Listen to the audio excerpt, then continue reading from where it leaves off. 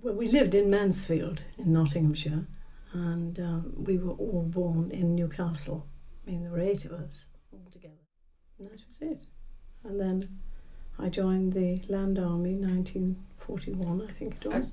I'm curious about how you got into the Land Army. I mean, how was it organised? Did people come into school, or No. what happened? No, only because my brother had joined the Navy and my twin sister Joan had decided to join the ATS.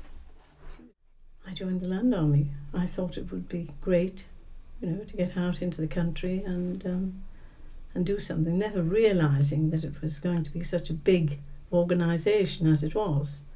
And then for everyone to go to, I think we were interviewed in Newark, in Nottingham. Perhaps I joined the Land Army because it was nearer to my home. I didn't want to go to foreign parts, like, up to Scotland or wherever we were being sent a long way away. So I thought, well, I could get home and see my mother and all my other sisters. There were 8 of us. And I think that was the reason that I wanted to be nearer home. And I heard that there was a farm in Kinalton in the East Midlands. Now that was near enough for me to say, well, I'm going to be going to Newark, because Newark wasn't terribly far away from Mansfield. Mm.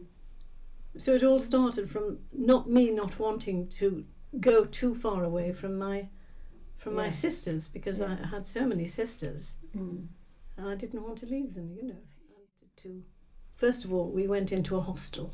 It was rather a lovely big old house, and we went there. When I got there, there was about 20 girls there, and gosh, it was so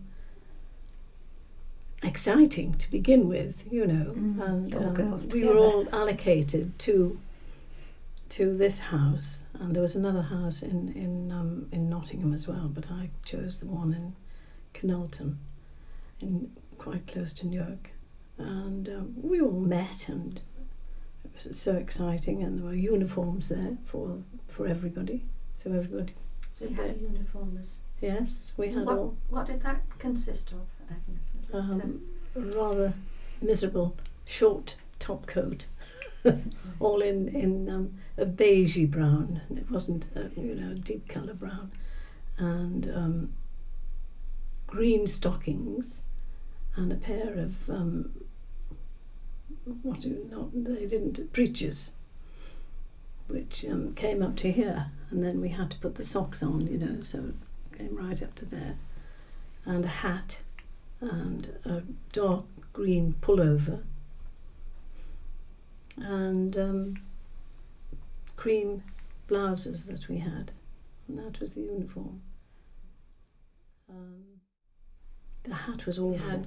We had 2 huge dormitories, and there was about 10 and in each, and that was where we started our life. And then we were supplied with bicycles, because if we were going to be farming near, we'd always ride out and take our bicycles, so we didn't have to travel very far at all. And that was where life started, on this lovely farm, and we all thought, well, this is great. And the first thing that was starting were the sugar beet fields. We didn't know what sugar beet was, That's that part of the country, isn't it? That was the part. That was a big part of the country, the sugar beet fields. And there'd be